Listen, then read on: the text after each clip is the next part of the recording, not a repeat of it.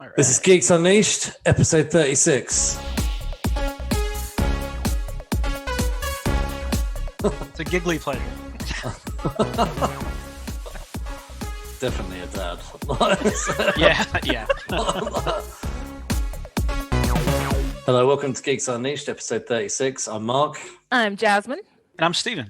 Welcome back, Stephen. Thank you for joining us.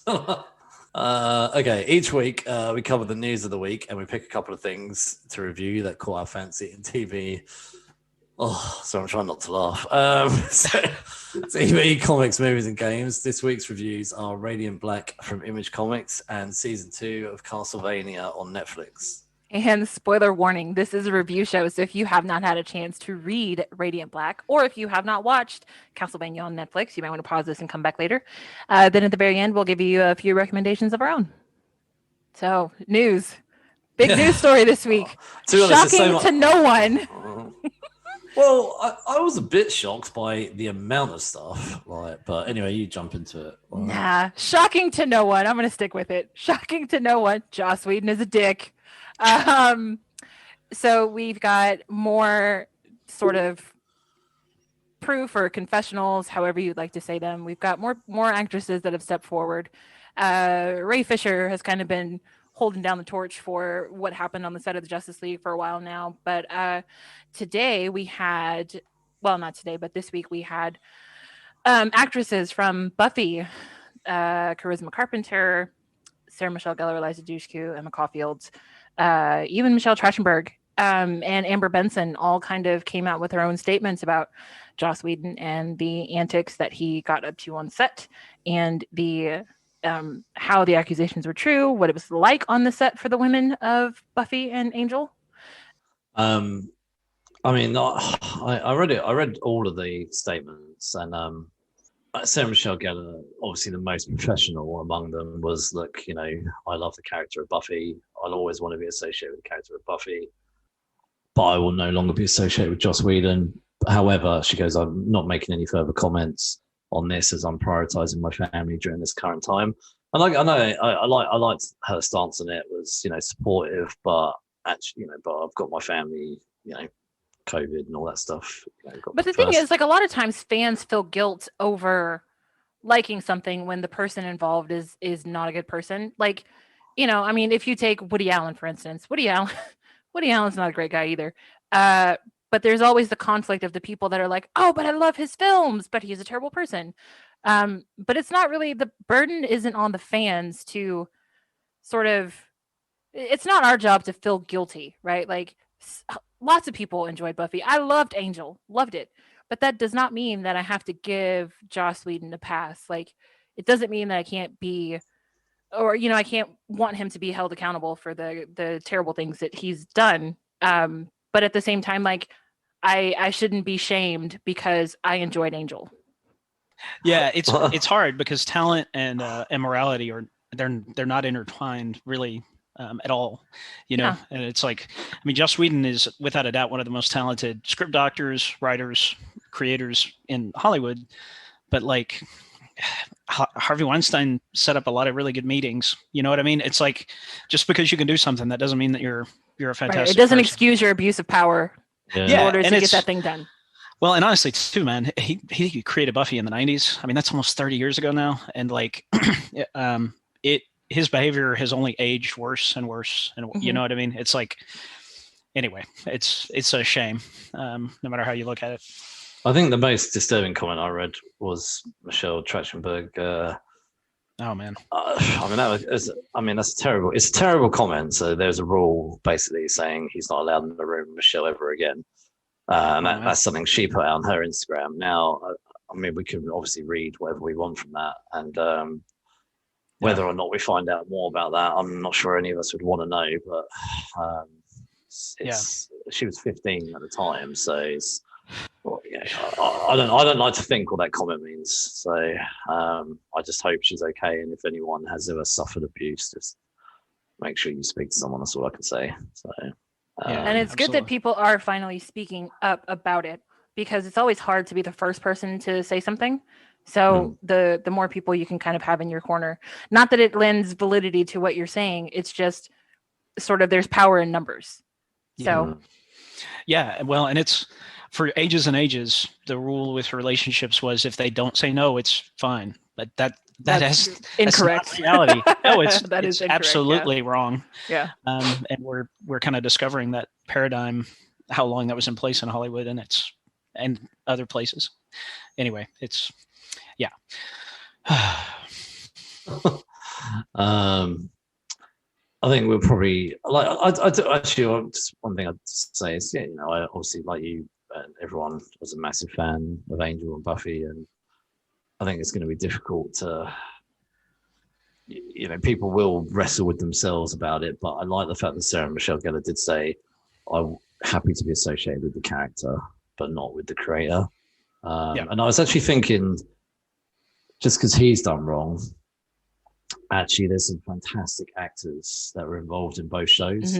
And even Firefly and Dollhouse, and and he was obviously involved in a lot of stuff. The first and second Avengers movie. There's fantastic things that he's been behind. But if you look at there's other writers in there and other actors, and we can enjoy those actors, and someone else can do what he did is what it boils down to. If that's the way that he behaves in order to get these things done, someone else can definitely step in and make them happen. It doesn't have to be him is basically what it boils down to. Yeah. Well, yeah. Okay, let's talk about something a bit nicer and move on to the CW. They've ordered pilots for Powerpuff Girls live action series, which just sounds nuts. And they're also rebooting the 4400, which I think I can't remember what TV show it used to be on, but it was a long time ago now. I think it was on USA. Yeah, so so I used to love 4400. I was really disappointed. I think it went on 4 seasons and it ended on a cliffhanger and got cancelled, as these things go. Hopefully bring it back. I'm sure and hopefully maybe move past that point. They've also ordered a Naomi pilot, which is based off a miniseries by Brian Michael Bendis, DC Comics. And some sad news with this, they are also not moving forward with the Wonder Girl TV series, which would be part of the Arrowverse. Which is a bummer.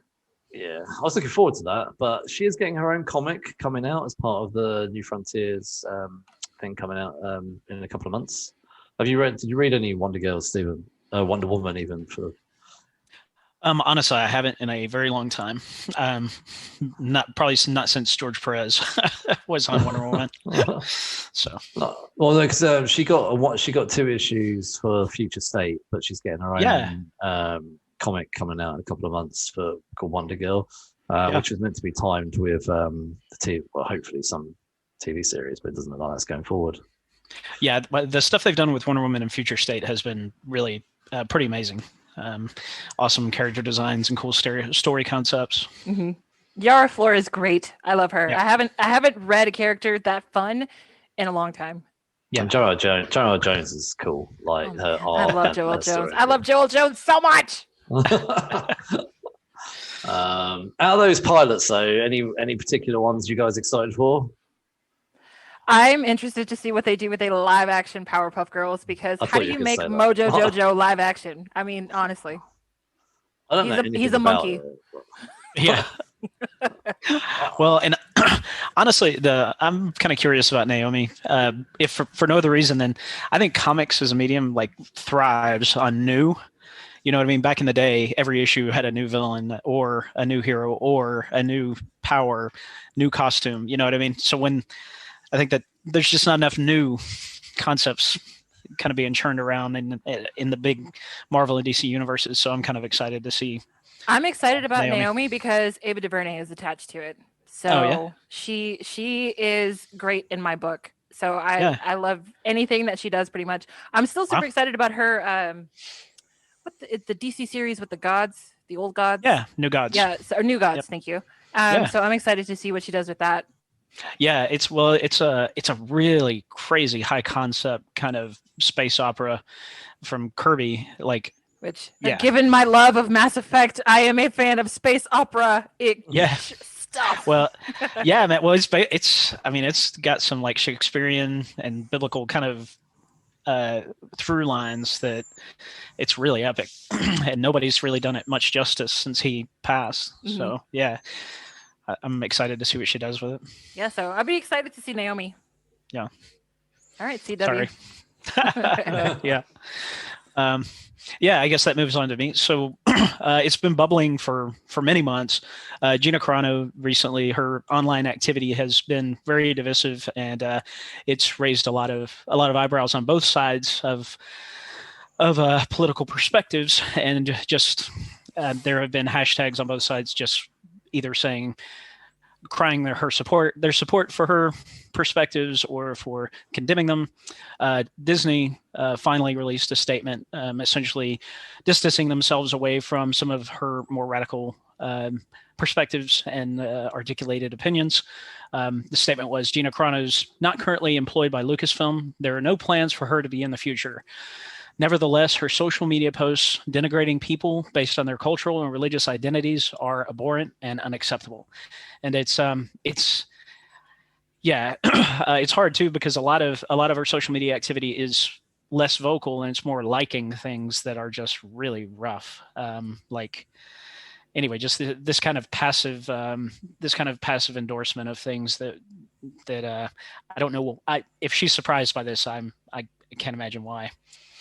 Well, yeah, I mean, it's been going on for a while, and this is a rumor, but the rumor was that Lucasfilm during the conference that they had a few months ago, they were planning to release more information about a standalone series for her character from The Mandalorian. They held off back then, and it's probably because she's been making waves with her social media for a while now. I would say it's been a good year and a half at the very least. But it's kind of one of those things, like when people move to the Parler platform. Yeah.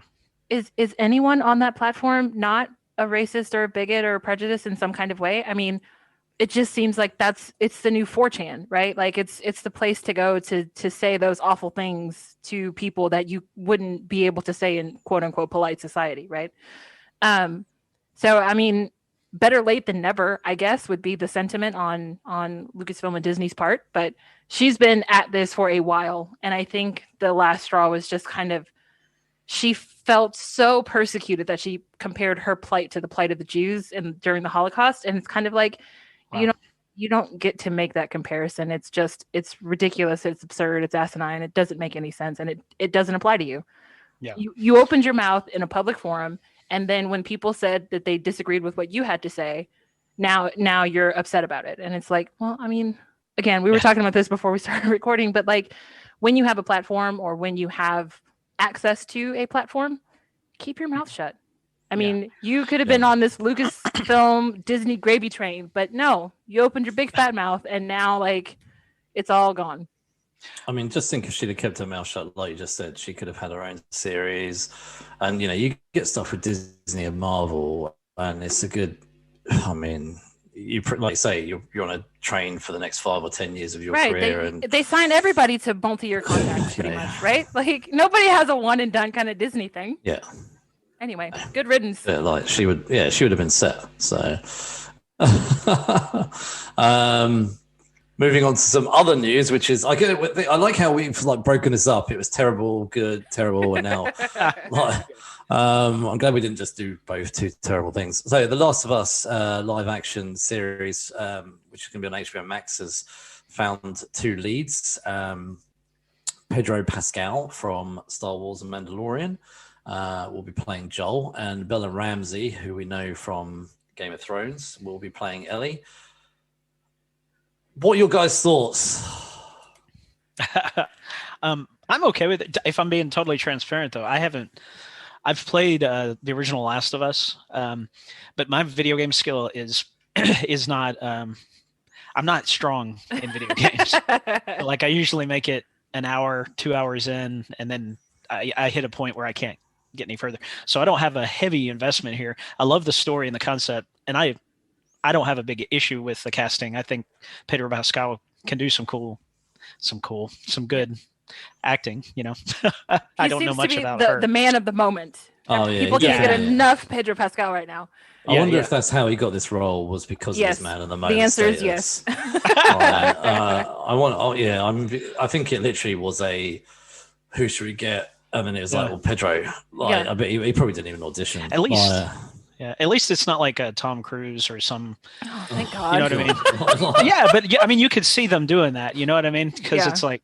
Well, he wouldn't do TV, but that's right. It is a series. And I will say the one thing about Pedro Pascal that I like is he has he's a handsome guy, but he has like this weathered look to him that I think plays well for that character. Oh yeah. Yeah, because Joel is like beat to hell by the end of the series. Like, no joke. Now, okay, so before we started, I told you guys I had my own casting list of who I think would have worked just as well.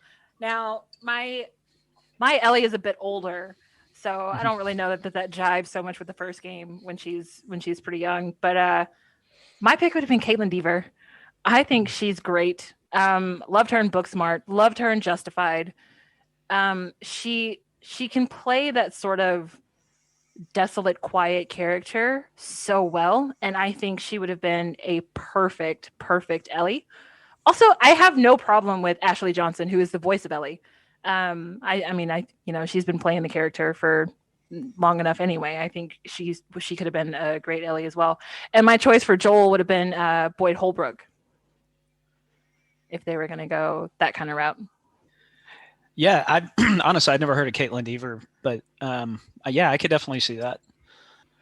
Yeah, I was going to say, I was disappointed by the news of both leads. I think it's because I played the first game and I've played it through twice. I love The Last of Us. So you kind of build up a visual sort of image of what you'd want. And I guess I'll be honest, no actor or actress really fit what I was looking for.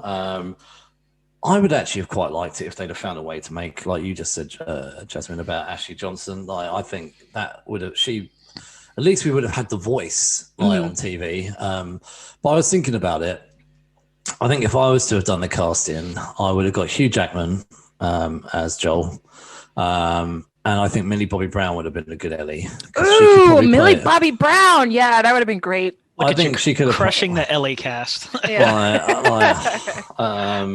So I would have been, maybe, do you know what they could have done? Was got Ellie and then dubbed her with Ashley's voice, and I probably would have. No. What about no? Honestly, I'm joking. I think I don't know. It's going to be really just jarring for me, just not having their voices. I don't know. Even when I hear about Uncharted and I hear about the castings, I'm like, no, just. Yeah, but see, I think Uncharted did it right because they went with the young Nathan Drake. So you're not going to have Nathan Drake's voice in your head because they're starting young. No, maybe they could have. Do you know what though? They could have done something like, maybe they could do something like that with Uncharted. Not Uncharted, sorry, with like Last of Us, because we obviously jumped from Joel seeing his daughter die 20 years later. Maybe we could have had a young Joel, which we could have been more accepting of, and maybe led up to the Ellie story. I don't know. You know who also would have been a good Joel, except now he's busy with the boys? Jensen Ackles. So I think he's kind of got the features that Joel has from the game. Yeah, he would have been good. I think what it comes down to is none of us are too happy with this casting news. My issue with Bella is, can she drop her accent? That's my only question. Can you drop your accent? You know what? You always hear about this. I remember when Ben Affleck got cast as Batman, and the internet just went mental. And he was all right as Batman. He was a lot better than people give him credit for. He was miles better than George Clooney. Let's be honest here. Oh, well, yeah. I mean, it doesn't take much. Oh, yeah, man. I think Affleck did a really good Daredevil 2 when he played Batman. Daredevil 2. Steven. He was not good as Batman. I know that's harsh. He was a good Bruce Wayne. Yeah, he was a great actor. He was not a good Batman. No, but he was better than we thought he was going to be. I think a lot of people thought he was going to be awful, and he wasn't Christian Bale Batman, but but he wasn't George Clooney Batman. Like he was probably in the middle. He's like Val Kilmer Batman. Well, you know what I'm tired still of. Pretty bad Batman. Speaking of Jensen Ackles, what I'm tired of I love Jensen Ackles. Supernatural is one of my favorite shows.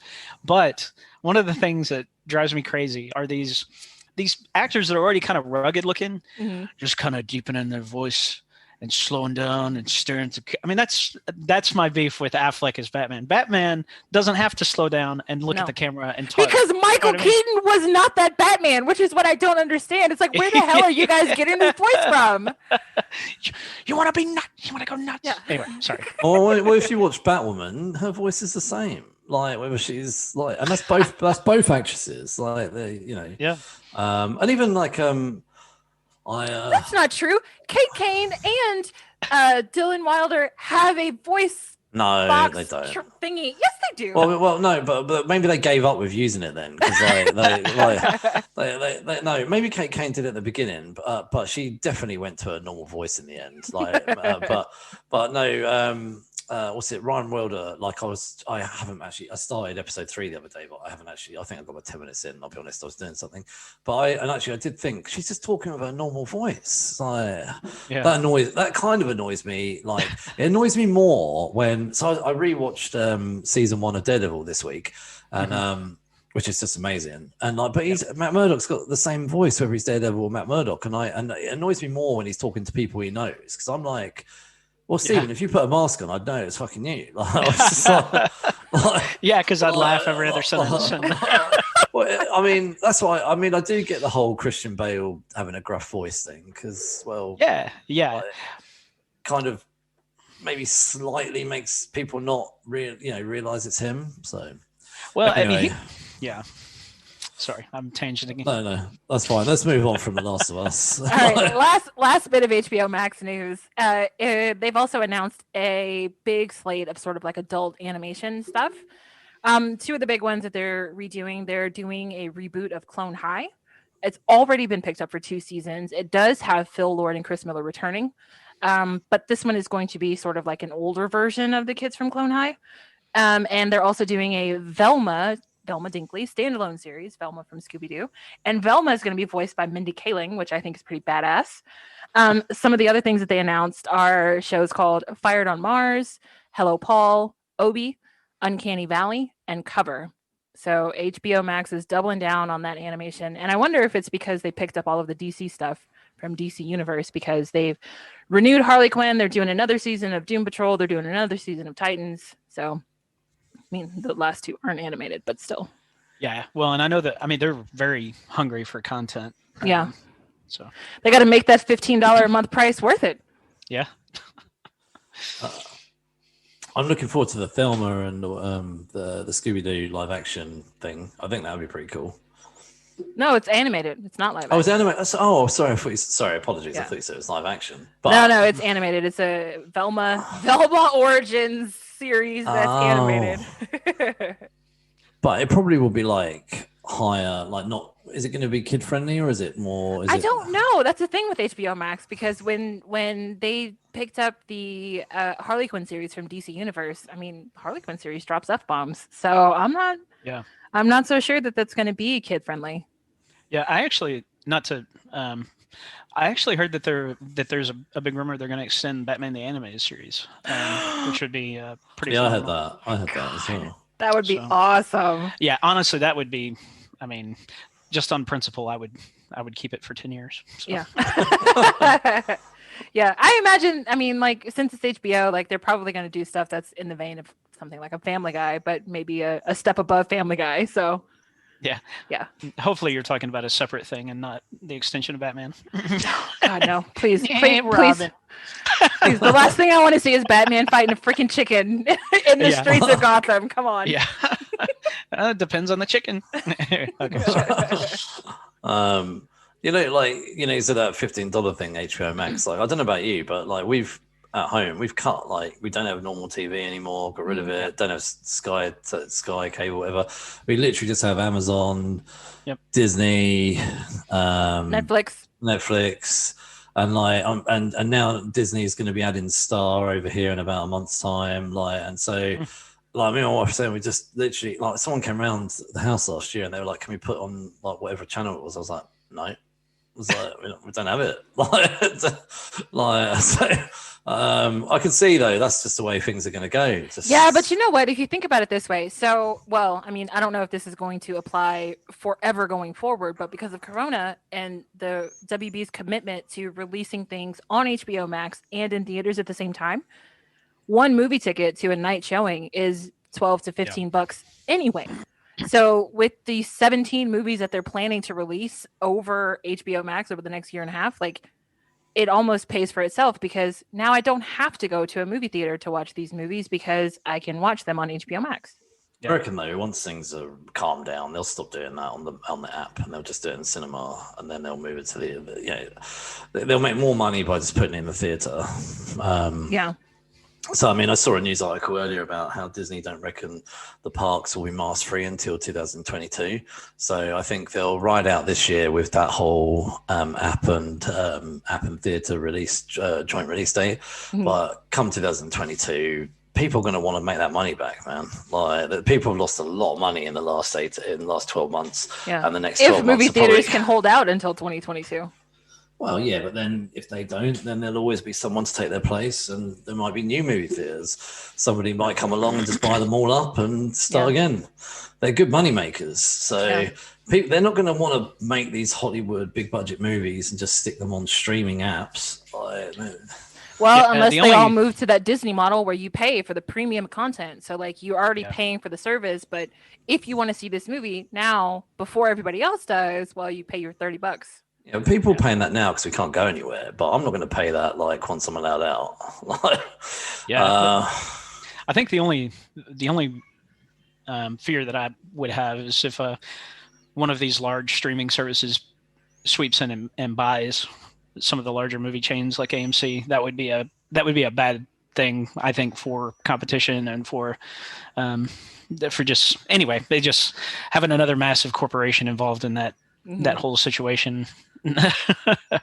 So too much power. But anyway, let's wrap up this week's news of the week. There was quite a few bits there, and there was far more we could have covered, but it's the news of the week, not the news of the day. So our first review is a comic that's kind of blown up a little bit for various reasons, and so over here in the UK, we've not had any comics arrive because of the bad weather in North America. And I say bad, it's... Or vortex Arctic weather, yeah. Right. So we've not had any comics arrive. Normally, me and Jasmin have this ongoing thing about how she reads digitally, and I always read paper comics. And this week I've had to read digital because there's no comics arrived this week. Which has meant this comic has kind of, I've seen online, because I'm in quite a few comic book groups on Facebook and stuff like that buy and sell comics and that. And I've seen loads of people have been trying to get this comic. And I keep thinking, it's not even here yet. I was like, what are you trying to buy? Like, it's not here till next week. And people like on eBay, they're selling it, but they clearly don't have it to sell. And like the price over here in the UK, that is, and the price is going up. But didn't you say, Jasmin, it's already gone back to print? Back to print, and it's only, so that's obviously based off sales in America, I would imagine, rather than everywhere else. So Radiant Black, first issue by Carl Higgins. So Carl Higgins, writer, Marcelo Costa as the artist, and I've got to say the cover is probably my favorite thing about this whole book. I'm not completely saying this is a terrible book, but I just love the cover. The cover A. You guys, what are your thoughts on the cover before we jump into anything else? Yeah, it's the design is amazing. It's got that nice kind of angled composition. I love the contrast of the logo and stuff. That costume design. Oh yeah, the font's amazing. I love how they've incorporated the logo, sort of the round disc, into the wording, as well as on his suit, and he's holding that in his hands. I like the suit. Kind of makes me feel like a bit like a video game, like Tron or something like that. It's a pretty cool design. And then so the book is sort of a whistle stop tour through this guy called Nathan's life.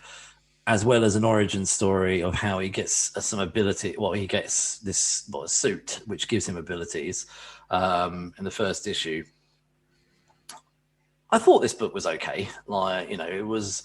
I think it probably didn't deserve the hype that it's had, and that could be just a case of FOMO. You know, maybe people have not. You know, mainly here in the UK, I think people haven't got it, and I have noticed this in comics. Like, if people suddenly all jump on it, then everybody wants it, and you know,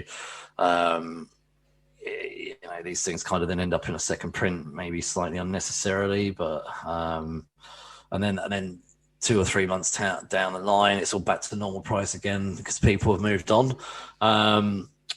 So the realism parts of this book, which I was a bit like, do I really want to read this? Like, you know, I was not expecting that. Like when it opens up and he's like, he's a rideshare driver, but he's looking at his phone, and, like his bank account, I guess, and he's got like $38,000 of credit card debt, and I'm like, oh, geez, holy crap!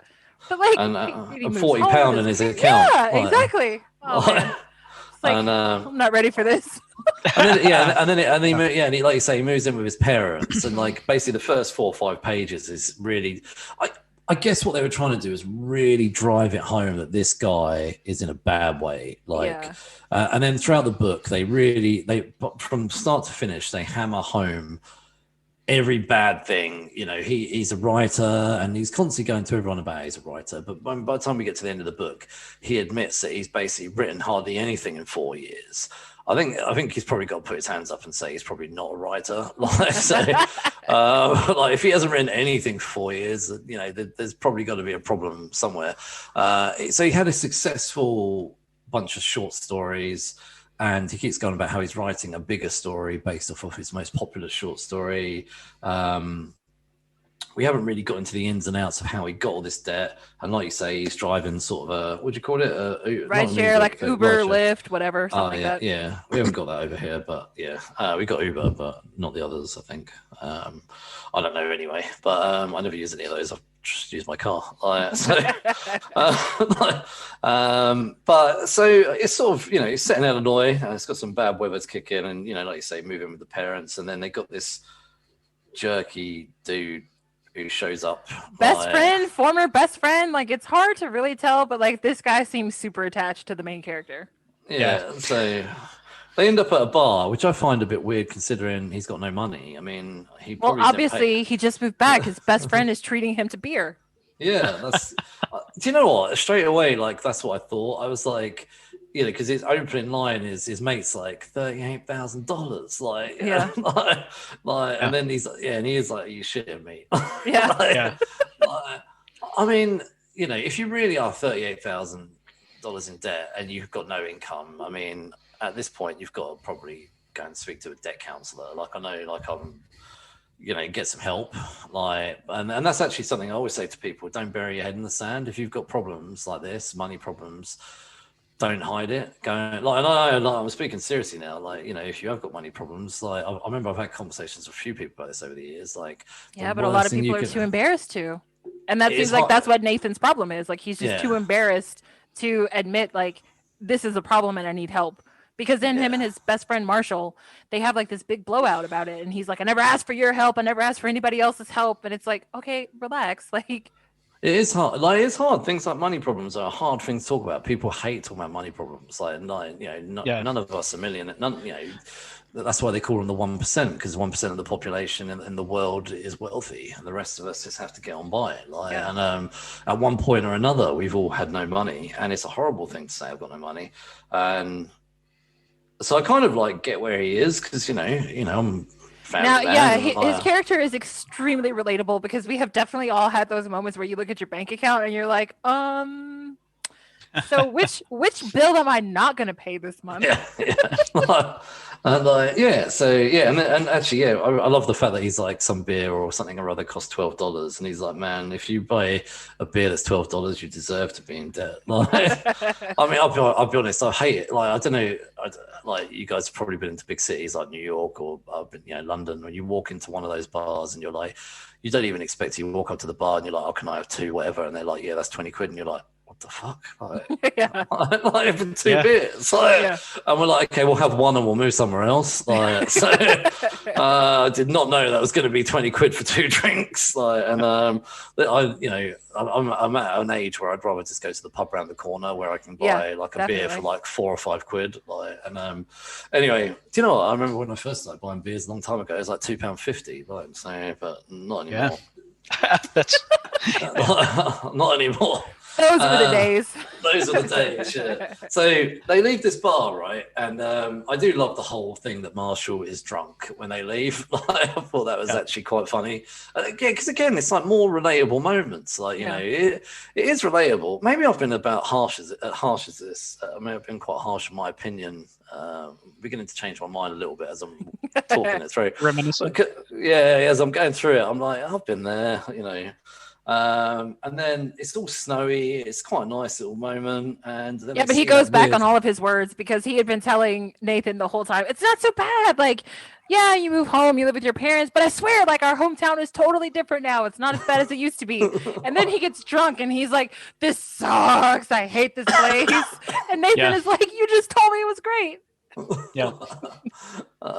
But I love the whole, they walk out there and instantly the soberness kind of kicks back into both of them as they see that weird orb floating above the tracks. So it's like taken, I want to say it's a third of the book in before we get the sci-fi. So, which I think is a good part of the book. You know, I think it's good that we've had a third without the superhero bit, enough to lay the groundwork a little bit, because in a single issue there's only so much they can do, because, you know, if they don't introduce any superheroics, that'll annoy people. And so we got a third of the way in, and then they see the orb. I have to say, it is a pretty cool moment when Nathan leans out to touch the orb.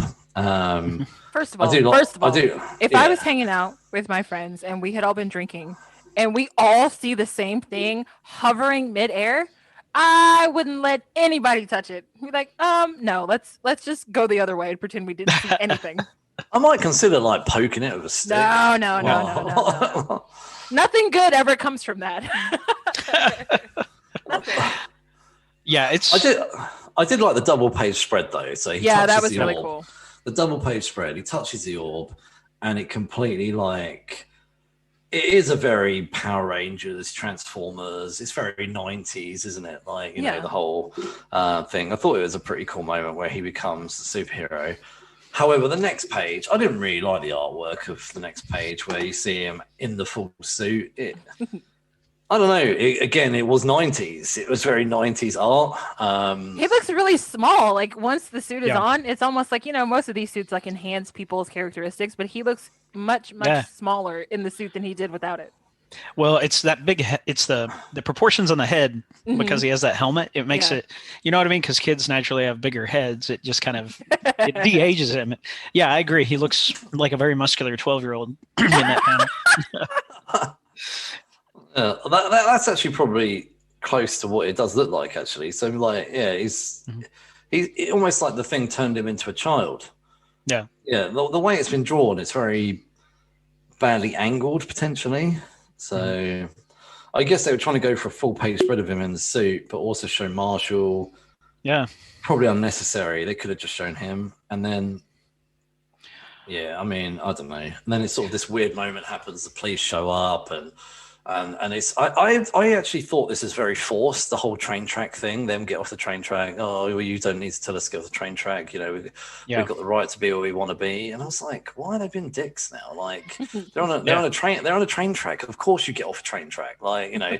And the train's coming, can they not hear the train? I know he just gained some superpowers, but just get off the train track.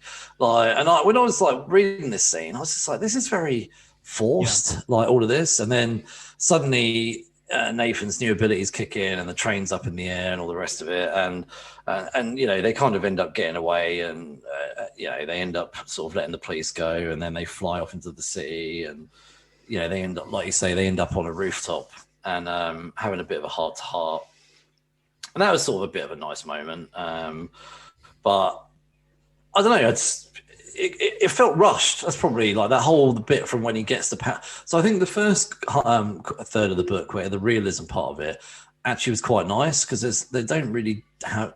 I don't really find that they put too much realism like real realism, like money problems, moving home. You don't really see that too much in books. So it was all quite relatable. But then the whole from the superpowers to the end was very, I guess, rushed from my perspective. What about you? How do you both feel about this? Jasmin? So like when I first started reading this book, I seriously thought to myself, like, I did not sign up to read about what happened to me like 10 years ago. Like this, like minus the whole like writer thing, but it was like I'd moved out, went to college, moved to LA, and then had sort of like a, I don't know, you want to call it a breakdown, a financial crisis, whatever you want to call it. Anyway, I left LA, moved back home with my parents, but I was 25 when I moved home. And it was definitely one of those like, I am a failure. Like, this sucks. I'm never going to amount to anything. So like that whole part at the beginning with Nathan moving back home, I was like, I don't want to read about my past life. Like, yeah. So that was super interesting. And I was not prepared for that part of it. But I mean, I kind of enjoyed the, oh my God, I have no idea what to do with this aspect. Like, you know, sometimes people discover like, oh no, I touched this thing and now I have these awesome powers, but I have to put them to good use. But these guys are like, well, shit, we got this power. Like, what do we do with it now? You know, like they have no idea. They're completely clueless on what to do with it. I did like the color play in the book because awesome. When they introduced this hero, alien, I don't know what to call it, this character, his colors are sort of like a black and white scheme. By the end of the book, they introduce a brand new character, same outfit, same helmet, same everything, except their colors are red and black.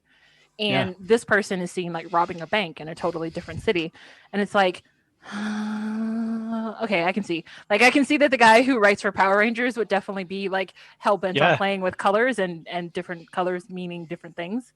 So I think color, like the coloring more so than the art itself, like the coloring in this book was really, really my favorite part. Yeah. So I definitely enjoyed that. Plus, like I said, the mix of realism I was not expecting, because it's rare that you read a comic and you're like, oh my God, I can totally relate to this. But like I read this, I like the first third of this book, I was like, oh my God, I know exactly how that feels. Yeah. Yeah. So yeah. Well, am I cutting you off? No. Okay, so I have a lot of opinions, but I'll try and get through them pretty quick. But so it breaks down just like both of you guys, the art and the writing. So for me, I think Ryan Ottley is probably one of the most talented comic artists working in the industry right now, and he has inspired so many pencilers in their approach to the way they draw figures. But the big difference between Ryan Ottley, he's an artist on Amazing Spider-Man right now, or the artist on Amazing Spider-Man right now. He also worked on Invincible when Robert Kirkman launched that title, and you can see his influence across comics right now. But Ryan Ottley is, not only are his figures naturally dynamic, they're very angular, very clean lines, but he knows how to compose panels. Panels are off angle. He challenges his approach to perspective. His storytelling is very solid. And while the art in this book was really nice when it comes to like accurate figures, well represented, and well laid out panel work, and those kinds of things, the line quality was really good. The inking was really good. The panels just lacked that dynamic element. So like you have these characters that are built for a dynamic scene, but if you look through the book, every panel is straight up and down. And that is, so especially like Mark, when you were talking about the big reveal of Radiant Black in his uniform, like that should have been like a slightly off angle with like his buddy's figure is arranged great in that panel. It's just the fact that it's just a straight on shot, like you're standing there. And comics have the power to move the camera anywhere you want. That's one of the things Stan Lee used to say. You're the director, put the camera where you want it, make it interesting. You know what I mean? So that was all I had to say about the art. I thought the color was awesome. I think the penciler is really strong. He's just not as dynamic as this book really needed, because it's the summary, like the concept of a hero who gets his powers from like a black hole, whether it's a mini black hole or whatever it is. That's a really dynamic setup. You know what I mean? Those pages should have been like, whoa. And then the writing, so like, if it's funny, man, decompressed storytelling feels so fast. but that's because so little happens. You know what I mean? So if you break down what happens in this issue, you have a guy moves home with his parents because he's strapped for money, goes to the bar with his buddy, sees a black hole hovering above the train tracks, touches it, acts like a dick to the to everyone, to the police that he runs into, who are also not the nicest. But it's not a lot happening, and it's again that decompressed storytelling. But if you go back to like old comics, old first issues that introduced these iconic characters, they were much more compressed, but a lot more happened. The drawback they had is they were much wordier. They had a lot more to read. And this book actually had quite a lot of dialogue. But my beef with it is, okay, so you start off by talking about his financial straits. He's crying in the car before he picks up his ride. People. Right. But so that's awesome. But if it were me, I would completely cut out any mention of that financial hardship and just have him in the car stressing, pick up the guys, and then go meet his parents. And there's like this awkward tension where he's not telling them something, obviously. And then you go straight to the bar scene. He's there with his friend, and his friend says, $38,000. If you're reading the book, that's a high impact moment for you, but you already know all that information. So it's just like, oh, we're catching him up. So there's these moments where they repeat exposition that they really didn't need to. And then like, and there are a couple of missed opportunities, man. So you have these two buddies at the pub, right? Like, okay, we all had an inebriated friend that you either have one, your friend either becomes a jerk or he becomes funny. And that his buddy Marshall is dead up a riff on Styles from Teen Wolf. So he's this like, he's even got the leather jacket and the black sweepy hair. Anyway, but he's obviously this comic relief character, right? Yeah. So like, why not play into him being drunk even more? So they go. He should have been the one to throw up, but I think that they only used Nathan because they wanted to show the abilities of the helmet. Like, you can't get the visor off, but like the helmet magically opened up so that you could vomit. Yeah. Well, and I'm sorry, I cut you off. No, that's fine. No, well, it's like, okay, so imagine how much funnier it would have been and engaging if Marshall had been like, no, dude, don't touch that thing. And he's like, I'm not going to touch that thing. And he's like, maybe you should touch that thing. No, I'm not going to touch that. You know what I mean? Like you have this drunk guy who you have this whole different paradigm. Then he touches the thing. It's just, there were a lot of missed opportunities. It could have been a really wonderful first issue. I think it has a ton of potential. I didn't like the reveal of the bad guy who is a mirror image of the hero. That has been done ad nauseum, I think. And then I also thought that like when he touched the black hole, I just think that was the anchor of the issue. It could have been played up for a lot more drama, but overall it was cool to see something new. I just didn't love the writing, and I thought the art had some opportunities while it was still really slick looking in other areas. I like your points about the writing, actually, like in terms of, I think actually how you just played that, cut the beginning bit about the loan out and then introduced the reason he moves home midway through the issue, like you said, with the mate. That would have been actually like much more impactful than, like I said, the writer drove this home a lot, like, in debt, issue, drama, in debt, like, and it was like, okay, look, man, we get it, like he's in debt, and like we know he's in debt, and that was kind of, I guess, the basis of a lot of this issue, and the drunk, when you said about the drunk thing with his mate, like, don't touch that, man, no, you should totally touch it. It reminded me of oh man, I'm gonna forget it now. There's a show over here. I've gone completely blank on what it's called, but The In-Betweeners. Yeah. And, it reminded me of The In-Betweeners, and if you watched The In-Betweeners a long time ago, yeah. Oh, okay. So The In-Betweeners is a real British show, like on Channel 4 over here, and like me and my brother and my friends, we all laugh about The In-Betweeners because it's so like real life, like, and basically it's like four mates from school who like. There's a scene, where one of them's drunk, and we laugh about this because I don't know if you remember this. Like one of the guys fancies this girl called Carly, and he gets this idea to get chalk and write on her parents' driveway that he loves her, and all his friends who are sober. they're going, yeah, man, it's a totally good idea. Like, he's absolutely smashed. Yeah. And they're like, and he's like, yeah, man, like she'll love this, and all they're like, yeah, she'll definitely love it. And me and my brother, I remember watching it, like absolutely dying and going, yeah. This is the kind of thing that men do to each other. Men stitch each other up all the time. But in a nice way. Like, obviously, if your friend's in trouble, you obviously help each other out. But these are the kind of things men do to each other, like stitch each other up. And me and my brother, like, we totally would do this to each other. Like, even like me and my brother would totally do this to each other, or like friends or whatever. And but yeah, that would be like such a good moment to have his friend like, yeah, man, you should totally touch this. Just see what happens, man. I actually think if it was like an in-betweeners moment would be perfect. I don't know. Yeah, like you say, they should have played more into the drunk thing. So I don't think everybody can make that like funny, serious balance. And I go back to this because it was probably my favorite comic of last year, but like Firepower is definitely the kind of comic where stupid stuff like that happens all the time, where the characters rib each other.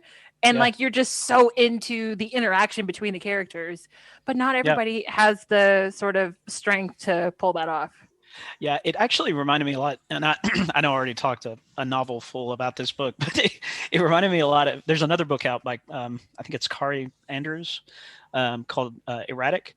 It's kind of I don't know if you guys remember Axel Alonso. He was an editor at Marvel, editor-in-chief at Marvel. I'm not a big fan, but the book looked awesome. It looks like a modern retelling of Spider-Man. That's really what they were going for. But it had a lot of the same problem. It just nothing was quite funny. Nothing was quite dramatic. It was all just safe, kind of right. Exactly. If you break it down, forward. This book is formulaic. It's safe, and it's decent. It's not terrible. It's not fantastic. It's passable. And I think maybe it could have been, oh, well, this is, we kind of want to hit, but we don't want to ruffle any feathers. So let's. I was going to say I think what concerned me more was, I don't know if you guys read the 2 pages at the back where he's talking about how this comic came about. And he literally is just talking about Power Rangers throughout the whole 2 pages. I know he wrote Power Rangers, and then he's talking about his love of Power Rangers, and he's sort of saying this idea for this book kind of came out while he's writing Power Rangers, and then he's introduced this superhero, with this sort of, was it black and blue theme or whatever, and then we introduced the bad guy at the end. He's got the same suit. He's got a black and red theme. And I'm like, well, what's going to happen next issue? We're going to get black and green. Then we're going to get black and white, pink, black and blue, black and yellow. We'll make the whole team. So basically, is this going to be like, I'm nervous that we're going to just end up with a Power Rangers book. And I know there's a lot of hype behind this book, and I'm concerned, but maybe we should leave it there with the review. But I feel like the 3 of us, we're like, it was okay. Like that. Yeah. Art-wise, rating 3.5, story 3, middle of the road. I'll read a couple more issues, see what happens, but I will listen to other people that have read more issues. Yeah. It was something new, and it, you know what I mean? People are hungry for new superheroes, I think. I feel like I got my $4 worth, but I probably won't be donating any more money into it. Yeah. So. Yeah. My God. You're still the baby who had his woodland animal corpses taken away. Isaac is still the indigent boy getting beaten in the streets, and Dracula is destroying the world in a tantrum because someone killed his pet breeder. You're all nothing but man-children. Moving right along to Castlevania Season 2. All right. So back, same cast. We've added some new players. So in addition to the original cast from the first season, we've got new players, including Theo James, Adetokunbo McCormack, Jamie Murray, and Peter Stormare, who, oh my God, Peter Stormare, I just love. It doesn't matter what he's in. He's great. He's fantastic. He is stupidly funny. I love Peter Stormare. Yeah. And for the record, Peter Stormare plays the guy he played in Armageddon in every freaking role that he is in. Tell me I'm wrong. I dare you. No, yeah, he definitely doesn't know. To me, he is always that crazy Russian cosmonaut. Anyway, all right. So Castlevania season 2, we pick up pretty much where the first season left off. The second season is 10 episodes, so we got more than double the time to tell the story that we had in the first season, and it works wonders to have 10 episodes to expand on everything that we picked up in the first season. We get a few more flashbacks. We get to see a bit about how Dracula put his army together, or put his generals together, brought his war council together. We get a few flashbacks of Alucard when he was a kid and his mom was still alive. Basically, the second season is just telling a bigger story. It's nice to be able to have these additional characters that actually don't drag the story down. So everybody that comes along in the second season, I'd say they're pretty important. Probably the most important of them would be the character of Carmilla, who's played by Jamie Murray, who was fantastic in Spartacus, by the way. And Warehouse 13. Oh, she was in Warehouse 13. Yeah, she played H.G. Wells. Oh, man, I love Jamie Murray. She's great. But I think, a lot of times when you have two villains in one season, it doesn't quite work out so well. But Dracula is not this big, bad, overbearing kind of villain that we think he is, like he is in the first season. So by the second season, Dracula has kind of been subdued, just because, and he says it himself in one of the episodes, that he's just tired. Like he's been doing this for so long. His wife is dead and he's over it. Like he just wants this to be done. He wants the humans dead and he doesn't care how that happens. So he's still a villain, but he is a very passive villain until sort of like the second to last episode of season 2.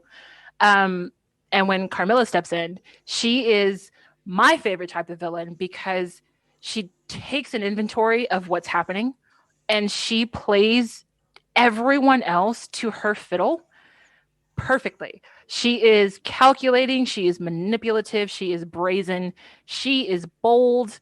She is a fantastic foil to everyone. She's a foil to Dracula. She's a foil to Hector. She's a foil to our trio of heroes in Trevor, Sypha, and Alucard.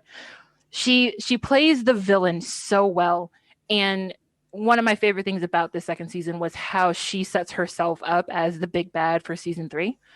Just by her sheer will, basically. She is the type of woman that she said that she has spent too much time under the thumb of old men, and she is tired of dealing with tired old men. And just the way that she's just kind of like, I'm not doing this again. You called me out here to be part of your vampire council. I'm telling you what we should be doing, and you couldn't care less. I'm not doing this. I'm not wasting any more time. What we need to do is go to Brayla. We need to do XYZ, and I'm going to make it happen. And if you won't give the word, then I'm going to take your pawns and I'm going to make your pawns work in my favor. So the interaction between all of the characters in this season is so much better. I think it's just because the depth of the characters gives everyone a bit more to work with. There's kind of a lot of contrast in this season. So you've got Dracula, and like I said, he's tired, he's over it, he just wants the humans dead, period. He doesn't care how it happens, he doesn't care how long it takes. Whatever you need to do, it's fine, just do it. As long as they die, I don't care. Versus Carmilla, who, like I said, she's very calculating, she's very manipulative, she has a plan, and her plan has much, much bigger aspirations than just turning, the humans into cattle. You've also got Hector and Isaac. Now, Hector and Isaac are humans that Dracula has drafted into his sort of gravity, if you will. Hector is unfortunate. Hector is the kind of guy, he's a nice guy. He was wronged when he was a child, and he never quite recovered from that. So basically, Hector is just kind of a bit naive. He's very gentle. He's now, they're necromancers in my book, but in the series they call them forge masters, so they bring dead things back to life. So Hector's the forge master, but he used his power when he was much younger to bring dead animals back to life. So he was always surrounded by dead pets. So he's just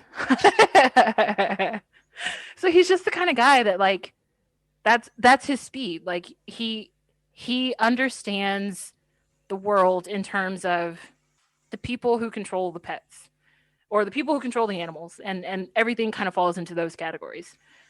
Isaac, on the other hand, which, by the way, Isaac is my absolute favorite character in this entire series. He is dark. He is so dark. He's so dark. He's so like broken, but he is so driven, and he is so faithful to his task. Him and Hector, again, the two humans that Dracula has drafted. Isaac is also a forge master, so he also brings things back from the dead. But Isaac hates humans just as much as Dracula does because of the way that he was mistreated. Now, I don't really know if they meant to play it up this way, like on purpose, but Isaac is Black, and he has a sort of like a thick, quote unquote, generic like African accent. So his abuse, which you see flashbacks of him being abused, his abuse all comes at the hands of his white owners. So there's definitely like the whole master slave aspect that play with him, but Isaac sort of turned everything to his advantage and became the awful thing, so that he was no longer treated badly by the awful things that happened to him. Now, he never sought out violence. He never sought out people to harm, but he basically was the kind of guy like, if you leave me alone, I will leave you alone, and everybody is fine. We don't have an issue. So contrasting Isaac and Hector, Isaac is faithful. He is so loyal to Dracula because Dracula treated him well, and they had the same agenda. And it's almost heartbreaking at the very end of the season when the castle is being stormed by Trevor and Alucard and Sypha. And Isaac is like, okay, look, Dracula, stay behind me. I'm going to fight to the death, and I'm going to do what I can to make sure that you stay alive because you have too much knowledge. You have too much capability. You're too important to lose to these people. And it's sort of like, it almost feels like Isaac would be the only other person besides Lisa, his Dracula's wife, that he has some sort of affection toward. And he sends Isaac away because he does not want Isaac to die for him. Which of course sets up Isaac to be this terrible, terrible force in the third season, but that's a whole other story. So just the contrast between like Hector and Isaac, like again, Hector, by the end of the episode, Hector was the one that kind of turned on Dracula to help Carmilla's cause, and his payment for that is she has now turned Hector into a pet. And at the very end of the episode, now maybe this is just sadistic of me, but like at the end of the episode, Hector is in chains. He is being dragged behind Carmilla's horse. He has been beaten, and she has said, look, I brought my army here to fight Dracula. My army has been decimated. I'm going to need new troops. And that means you, as a forge master, are going to make them for me. So put the chain around your neck, drag you behind my horse, and we're going back to my hometown, and we're going to make this work. And so like it's almost like Hector gets his just desserts, but you kind of feel bad for him just because, again, he's so naive and just doesn't quite understand that he has been manipulated in the way that he has. Yeah. But I thought that whole aspect, the differences between Hector and Isaac, is probably my favorite part of the way that they play these characters against each other in the second season. Also, you see this contrast again with Alucard and Trevor. But the difference with them is they sort of are both aloof. Like you could boil it down to like these guys are both idiots. So like the ribbing that they have with each other, it almost feels brotherly. Like I don't really know that would go as far as to say that they like each other. They tolerate each other.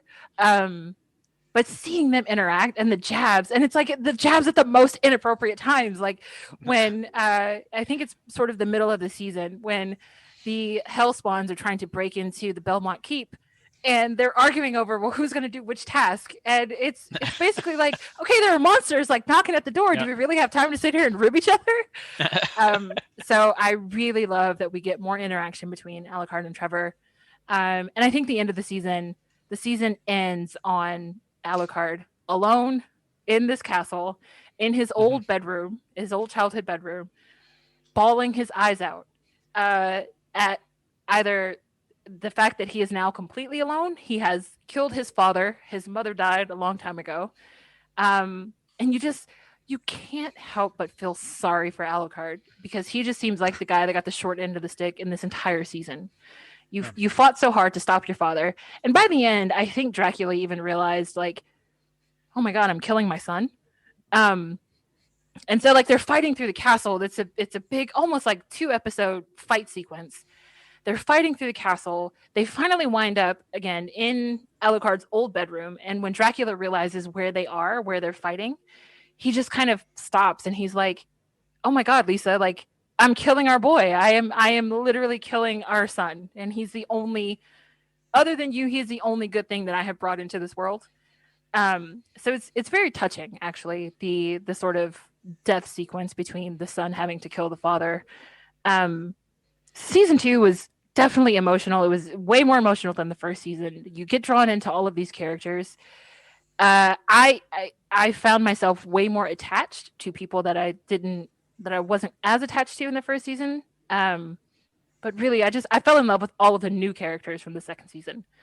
So I enjoyed it. It's personally my favorite of the 3 seasons. There is a season 4, supposedly. There is no release date anytime soon for a season 4, but season 2 is above and beyond the best of the 3, in my opinion.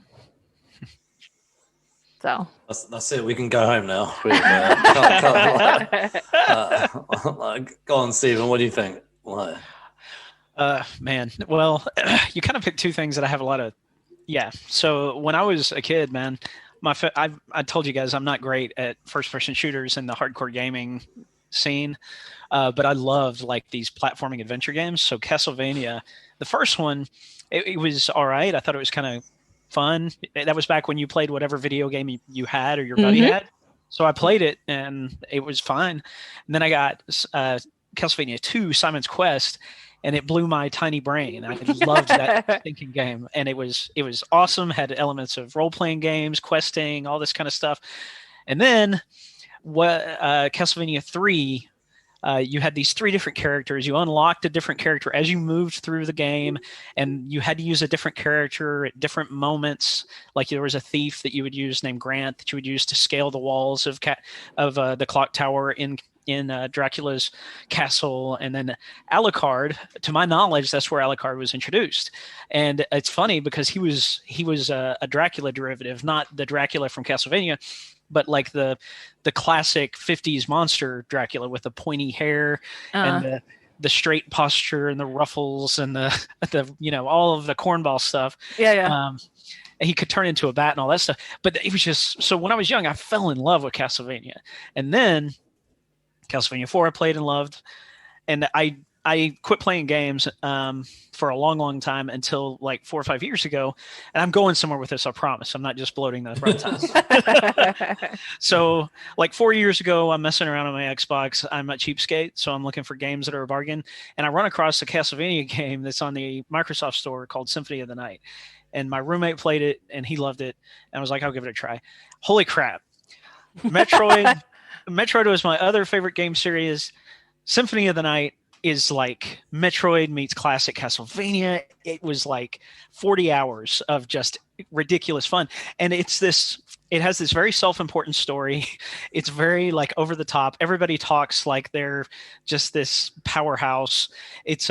Everything is a caricature, but it's like dripping in it, and it's on purpose, and it's fun. And it's really gory. There are bloody moments for 16-bit graphics, 64-bit graphics, you know what I mean? So with all that in context, that is exactly what this Netflix series is. And season 2, for a kid that played Castlevania 3 and Symphony of the Night, this is a really good expansion and continuation reinterpretation of that story, because you play this game where Alucard is navigating Dracula's castle. You don't know exactly why. The game doesn't tell you a perfect reason why. So it's like, if you dig Castlevania as an IP, this series it's like a dream come true. It's as close to like The Mandalorian for Star Wars fans. Castlevania people, old school video game people are it's not exactly a 1-for-1, but it's the same thing. So I'm in heaven every time I'm watching that. It's the goriest freaking cartoon I've ever seen. It's in that case, you need to watch Seis Manos. Oh gosh. Well, it's so good. Is it really? Well, and but that's the thing. The things that I love about this show are things other people will hate. It is very heavy-handed, very caricatured. They don't pull any punches. And there's one scene where the elder vampires go into this village because they're tired of eating pig's blood that's been in the castle. Yeah. And they literally murder an entire village in one night. It's so gross and gory. Oh my gosh. Oh my gosh. And Godbrand is one of the funniest characters in an anime that Who is Peter Stormare's character. Yep. He's hilarious. Yes, he's I'm a Viking. I'm supposed to make boats. Yeah. But it's just that just reminds me of I am Russian cosmonaut Armageddon. I'm telling you, he plays that Russian cosmonaut in every movie he's in. He was even the same character when he was in Constantine. He was brilliant. Oh no, in Prison Break he did play it was Russian again, but he was like a Russian Prison Break doesn't criminal. Count. He was brilliant. He was Prison Break is brilliant. I'm just playing. No. But do you know what? Actually, when I watched I'm starting to cut Stephen off, but sorry. No, you're fine. Do you know what? Actually, it's really weird because I thought about Prison Break when I was watching the last episode of season 2. Because I remember. So, did you guys watch Prison Break or not? Like first season, and then I flaked. Did you watch? Okay, yeah. Did you? Yeah, the first season. No, because the first season's like where my point was. Did you watch any of the first season or not at all, Jasmin? Okay, so I know what Prison Break is. I never watched it. Okay, so in the first season, I remember the creators saying something. So in the last 2 episodes of season 1, spoiler, they broke out. In a show called Prison Break? Yeah. Anyway, but I remember the creator. So on the last 2 episodes of season 1, you see a little bit of the people that broke out on the run, right? And the kind of setting up, because season 2 is just purely them on the run, and they kind of wanted, and they said something like they wanted to show the audience a little bit of what to expect in season 2. And so when this ended, with Castlevania, where obviously Dracula, was the big bad of Castlevania season 1 and 2, and when he was defeated in episode 7 and then we got episode 8, I was a bit like, what are they going to do next episode? So the final episode was obviously showing everybody moving on, but also setting up season 3. And you don't see that too often done in a show. Normally, like, the bad guy's kind of defeated, and then there might be a few sort of fleeting moments, and then the show moves on, the season ends, etc. But you don't often see like a lot of the characters wrapped up, but also teased what was going to happen in the next season. And there was a lot of setup to what's his name? Trevor? Isaac. I was thinking of. Yes. Trevor and Cypher. I thought was there was some quite nice moments of them off with a horse and cart, and clearly the beginning of a sort of romantic relationship. And but I thought with Isaac, him in the desert, and then me and those guys, and it felt to me like that. Well, it felt to me like they were leading Camilla to be a big bad for next season, but it felt like Isaac's also going to become a big bad in season 3. I can't wait until next week. But you don't often see that kind of setup done. You would normally see that start in episode 1 of season 3. Like that, a lot of times they leave it on a cliffhanger, right? They leave you a hint that this may happen, but they did an excellent job. They used that final episode to set up the villains for the next season. So you're already invested because you spent the entire second season with these characters. And in the very last episode, it's showing you that if you thought that they were, powerful now, just wait until you see what happens in the third season with these characters. Yeah. So I thought it was quite critical of season 1. Felt it was rushed and sloppy. A lot put, kind of, I guess a bit like Radiant Black, how it was just a rushed first issue. I felt like it was a rushed first season of Castlevania. So I will be happy to tell you that I thought season 2 was much better. There was better pacing, better acting, better action sequences. I honestly felt like there's better character arcs here, and I felt like I felt one of the things I was thinking was we got to linger in parts of the characters' worlds, the world building and mythology was there. It was a much stronger second season. It's a shame that season 1 was so short. like I don't know, season 1's done and dusted now. So, but there was bits that were intriguing me. So when they went to Trevor Belmont's old house and they were in the library, but they weren't even rushing through the library. It was like almost like a whole episode just set in the library, and I was like, you don't even see that often in like live action shows, like But they used it to great effect because they showed you that was the episode where you finally get to like see the differences between Trevor and Alucard, where Trevor is kind of like, oh, let's rush in head first, or we're gonna fight this, or we're gonna figure it out later. Whereas Alucard is kind of like the quiet, subdued one, and Sypha is the one who says, it feels like everybody is lonely, but when I'm standing next to Alucard, I feel like I am standing in a cold spot. It is. But, at least when I'm standing next to Trevor, I can poke you or I can make fun of you and I'll get a reaction. Whereas when I'm standing with Alucard, I don't have that. Yeah. Well, and they did some cool stuff with Sypha in the library where she is kind of not questioning, but like juxtapositioning that awesome history recorded word against the speaker's philosophy of never recording history, just having oral traditions. I thought that was kind of neat. Yeah, she was like, "We're idiots. We should be writing everything down." Yeah. The only other thing I wanted to say was if it has a couple of like very anime tropes that if you're used to anime, you'll be fine with it, but if you're not, it can be kind of jarring, like the all-powerful, undefeatable bad guy that Dracula is. Like, there's no way that anyone could defeat him, even in weakened state that he is in season 2. So it makes for an interesting fight because it's all dialogue. Really, that they're not gonna defeat him, and when he is defeated, it's because of a change. Because he allows it. Right. Yeah, and that's the only other piece that. If you're used to anime, it's kind of a method where you have a massive epiphany that changes you in a moment, but it can be jarring because there's absolutely no build up to that. You know what I mean? And and honestly, the writer of this series is not Japanese, but you can tell that he's following some of those traditions. Whereas in an American series, Alucard and Dracula would have been hints of him loving his son. Yeah. Whereas otherwise he just sees him in his hate is blinding him. But anyway, it might be a little. I loved it, but like I said, it's a taste thing. Yeah. I also love how that they played Dracula and Carmilla against each other, and Dracula and Carmilla are the two oldest incarnations of vampires, like in fictional literature. And Carmilla actually predates Dracula by about almost 30 years, the book that she first appeared in. But her character in literature is pretty much the same. She was a woman that was abused, and she just got fed up with men, and she was like, I don't need them, and I'm going to show them that women are not just an accessory. Like, women, basically Carmilla is the type of woman, she's like, women get shit done. And so I also love that juxtaposition, like the most famous vampire in the world versus like the first vampire that in recorded like literature. So I look forward to next week's season 3.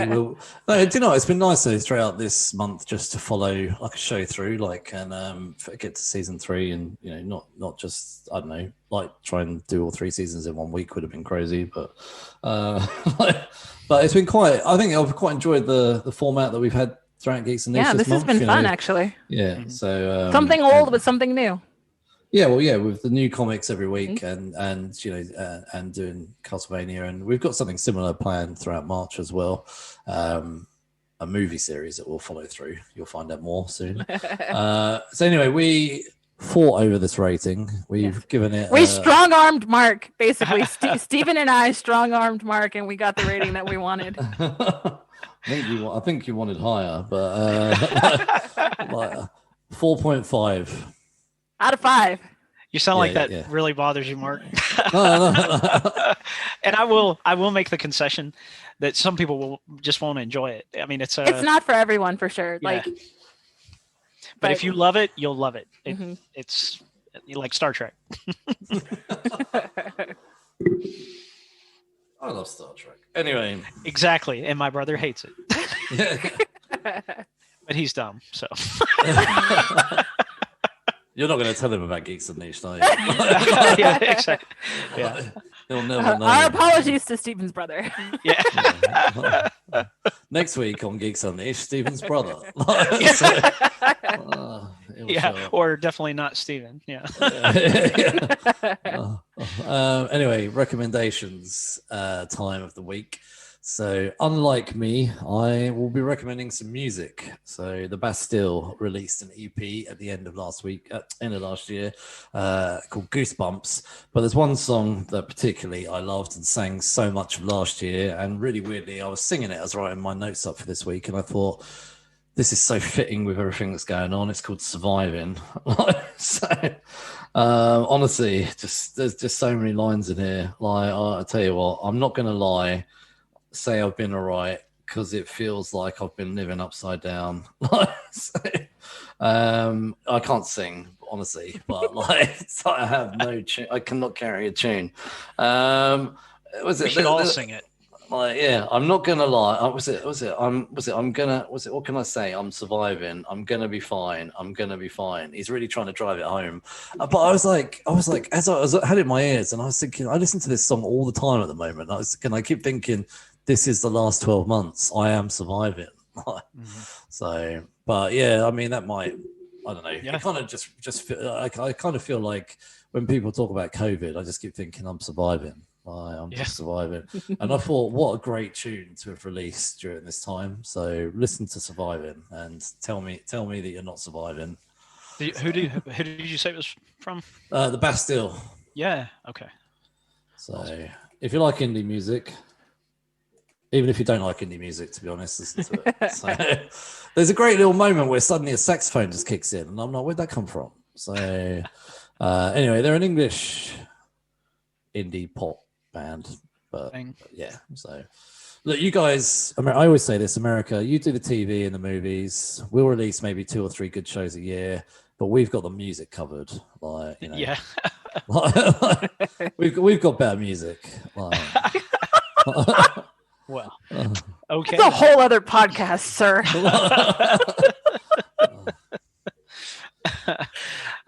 You've got a couple of good bands. I'll give you that. But a couple. Relax.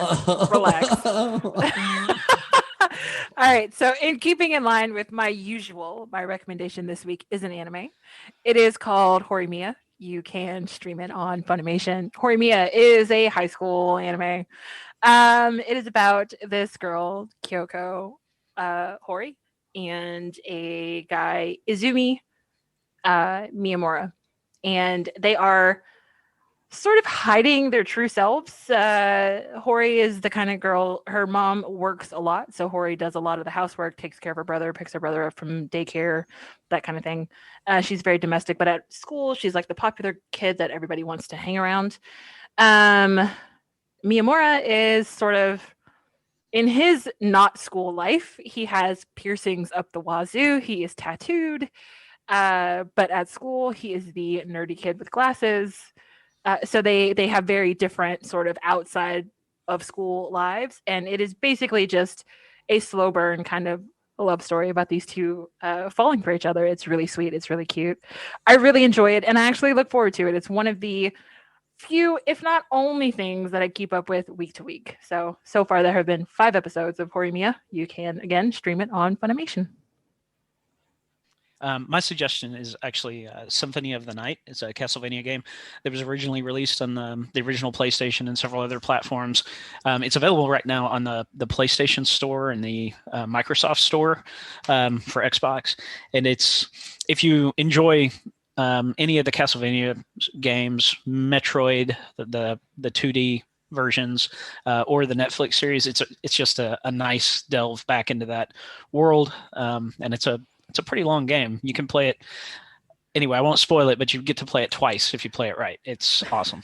So I do love stuff like that. I used to be a big fan of Sonic the Hedgehog, the original, like the platform, basically going from left to right. Yeah. But I don't know, like, if you remember, like I remember my dad had one of the first ever laptops, which was about 10 inches thick, and it like had like a green LCD screen. But I remember like playing like you had this game of like Jetpack, so with the screen you could move around the screen, and then if you went through a door, the entire screen would change. And I don't know if you remember, I can't remember what the game was called, but it was like you had a jetpack and you could you'd have to be able to fly up, and then you'd be in the next screen, and then so it was kind of stuff like that. I did enjoy those sort of platformy type things when I was younger. I'll have a look at this. Yeah, it's $9 or $10. Oh, you can't beat that. Yeah. So next week on Geeks and Niche, we're going to review our first Scout comic review, which is going to be Black Cotton issue 1. And we're going to finish our series of Castlevania with season 3 of Castlevania on Netflix, which are all 10 episodes. I will have to fit into next week. We are also myself and Jasmin will be on Pop Culture Philosophers YouTube channel, streaming live February 18th at 6 p.m. Central Time. Yeah, so come hang. Nice. This is me. So yeah, Steven, you got anything coming up or anything going on? Anything you want to tell us about? No, honestly, man, I'm always working on comics and drawing, that kind of thing. It's just Fox storytelling. That's what I am everywhere. So you can find me most places except the ones that'll get me in trouble. So. And as a reminder, we did start a second podcast series where we tackle some of the most essential graphic novels of all time. Our fourth Late to the Party Book Club episode was Monstrous Awakening Volume 1, which is written by Marjorie Liu and drawn by Santa Takeda. That episode dropped at the beginning of January, so check it out. And our next graphic novel is going to be March Volume 1, which is by Andrew Iden and the late Congressman John Lewis.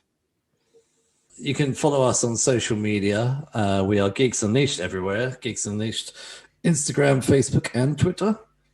Yeah, and you can find this podcast anywhere that you can find podcasts, really, from Podbean, Google, Apple Podcasts, Spotify. Give us a 5-star review and share it with other geeky friends who might have interest in this kind of content. It's here on a consistent basis, and it's always fun. Yeah. I agree. Anyway, thank you for listening, and stay geeky. Bye. Bye.